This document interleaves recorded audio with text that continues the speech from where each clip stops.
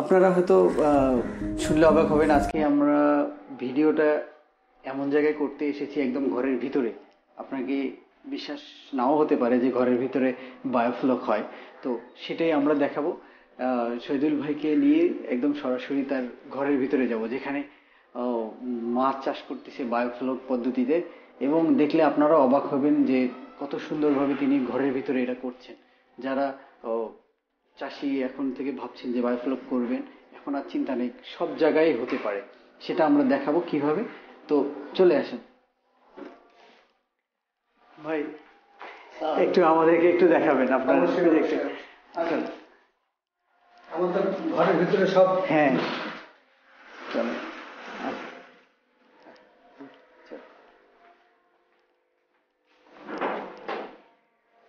এই আপনার প্রজেক্ট। আচ্ছা,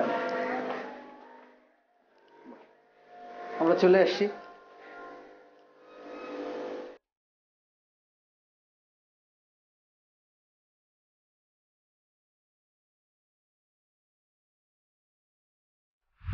আমি টুটুল কৃষি বাজার থেকে আজকে চলে আসছি আবার।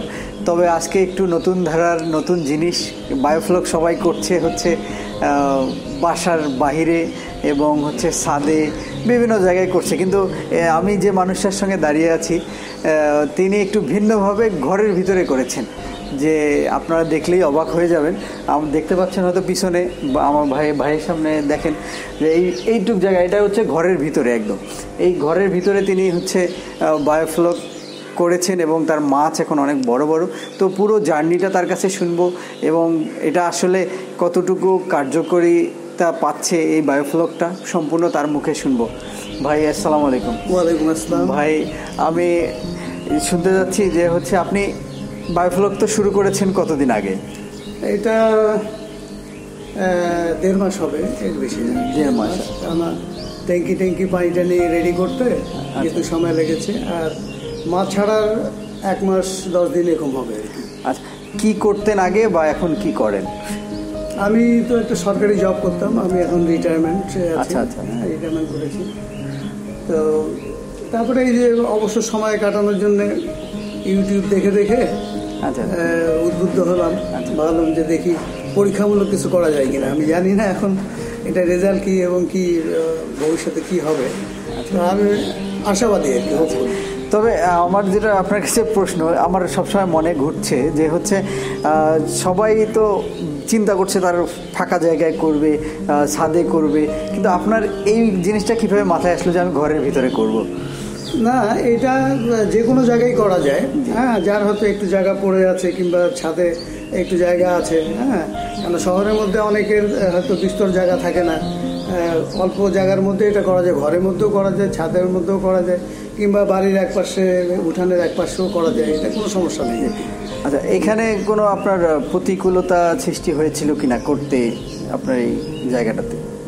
না, প্রতিকূলতা যখন প্রথম আমি ট্যাঙ্কটা প্রিপেয়ার করি তখন বাসার সবাই হয়তো একটু ভাবছে যে পাগলামি করতেছে নাকি, একটু ঘরের মধ্যে অল্প একটু জায়গার মধ্যে এটা কি, তাদের তো সেই ধারণা ছিল না।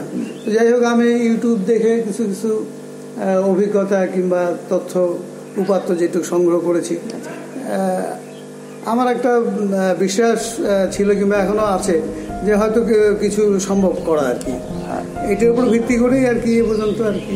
আচ্ছা, আরেকটা প্রশ্ন করি যে হচ্ছে আমি আপনার ওই যে চেয়ারে বসে আমি তখন দেখেছিলাম আপনার ডেস্কের সামনে যে একটা কাগজের মধ্যে অনেক লিখছেন, আপনি এটা নিয়ে কীরকম পড়াশোনা করেছেন? আমার মনে হয় এটা আমি হয়তো 15-20 দিন কিংবা একটু বেশি হবে আমি ইউটিউবগুলো দেখতাম আর কি, বিভিন্ন ইগুলো দেখতাম। তো দেখতেই তো উদ্বুদ্ধ হলাম।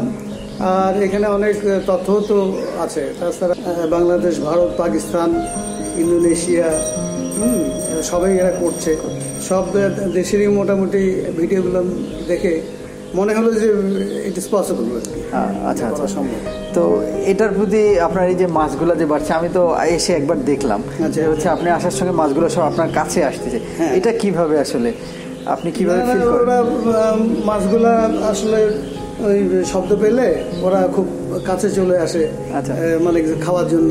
হ্যাঁ, ওরা এইভাবে অভ্যস্ত আর কি। যখন ছোট আমি মাছগুলো ছাড়ি তারপর থেকে নিজে নিজেই তো খাওয়াই, মানে ও শব্দগুলো না আমার শব্দ তার ওদের পরিচিত হয়ে গেছে। ওদের যে হ্যাঁ না এমনিতে আমরা প্রাণী ওদের অনুভূতি ওরা বুঝতে পারে আর কি, যে এখন হয়তো আমাদেরকে খাবার দিবে কিংবা এটা বুঝতে পারে। না আমরা নর্মালি দেখি না যে পুকুরে গেলে বা সাইডে দাঁড়ালে মাছ পালায় যাচ্ছে, কিন্তু আপনার কাছে সব চলে আসে, মাছগুলো সব চলে আসে আমার শব্দ পেলে চলে আসে। এই যে আপনি দেখেন পুকুরে ট্যাঙ্কে দেখা যাচ্ছে এই যে মাছগুলা কাছে চলে আসছে, ওই দিক থেকে সব এইদিকে চলে আসছে।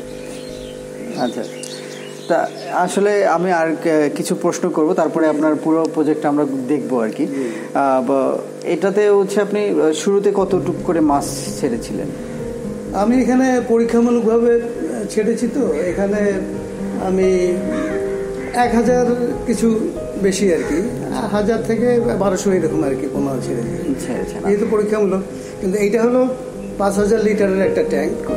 এখানে ওদের হিসাব অনুযায়ী আমি এখানে 5000 মাছ ছাড়তে পারি, কিন্তু আমি প্রথমে অত রিস্ক নেই যে 5000 না হইলেও তো 3000 এখানে সম্ভব আর কি।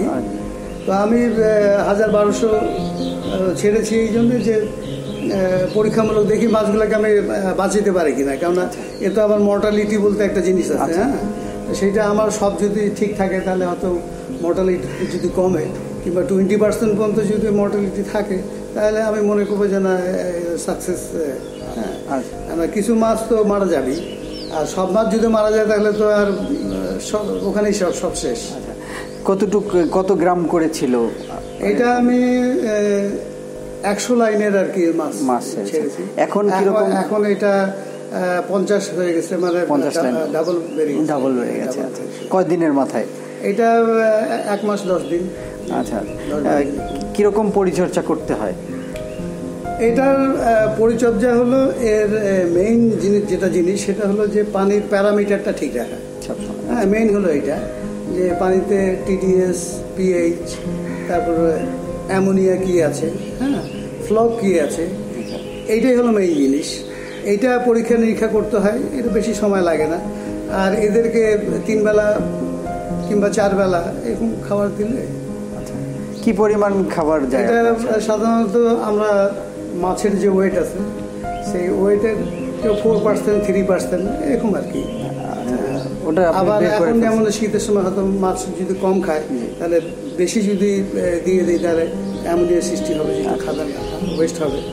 তো সেইভাবে 3 কিংবা 4 এরকম আর কি। আরেকটা প্রশ্ন করব যে হচ্ছে ওই যে পুকুরে যেমন হচ্ছে রোদের একটা ব্যাপার আছে, সেটা বায়োফ্লোকে আছে কিনা? না, রোদের কোনো ব্যাপার নাই, বরঞ্চ যদি ডাইরেক্ট যদি সানলাইট এখানে পড়ে তাহলে ফ্লোকের ক্ষতি হতে পারে। সেখানে এমনি সাধারণ আলো থাকলেই যথেষ্ট, সানলাইটের প্রয়োজন নেই এখানে। আচ্ছা, যা শিখেছেন তার বাইরে কি মানে কাজের ক্ষেত্রে তো অনেক যেটা শুনেছি বা যেটা দেখেছি তার বিপরীত হতেই পারে, সেই জায়গাগুলোতে আপনি কিভাবে কাজগুলোকে ওভারকাম করছেন? না, আসলে বায়োফ্লক তো এটা একটা প্রযুক্তি, তো এটার বাইরে তো আমরা যেতে পারি না। যদি বায়োফ্লক করতে হয় তাহলে বায়োফ্লকের যে সিস্টেম এর ভিতরেই থাকতে হবে। আমার ইচ্ছা মতো আমি করলাম তাহলে কিন্তু বায়োফ্লক হবে না।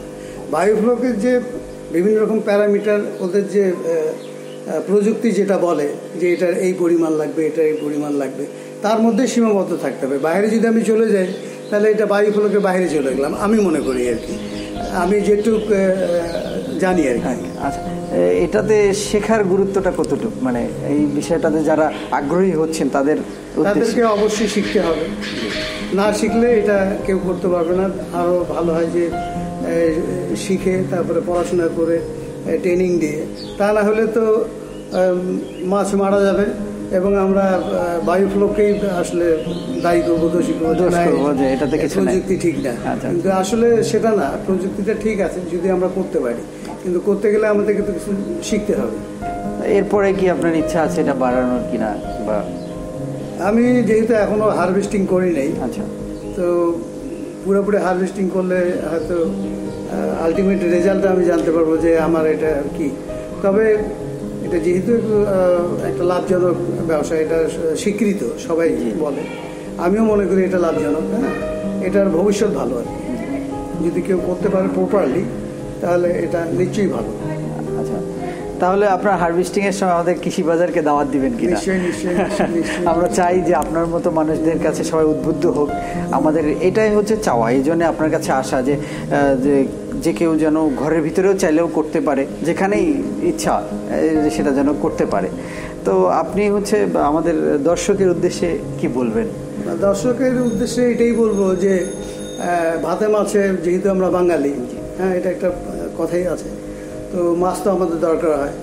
আর এই আমাদের যে আমিষের 60% কিন্তু আমরা মাছ থেকে পাই, সুতরাং মাছের একটা ভূমিকা আমাদের এখানে আছে। মাছ তো আমাদের করতেই হবে, ব্যাপক হারে করার দরকার, আমাদের চাহিদা আছে। আর একটি জিনিস হলো যে আমাদের দেশে তো অনেক বেকার সৃষ্টি হয়েছে।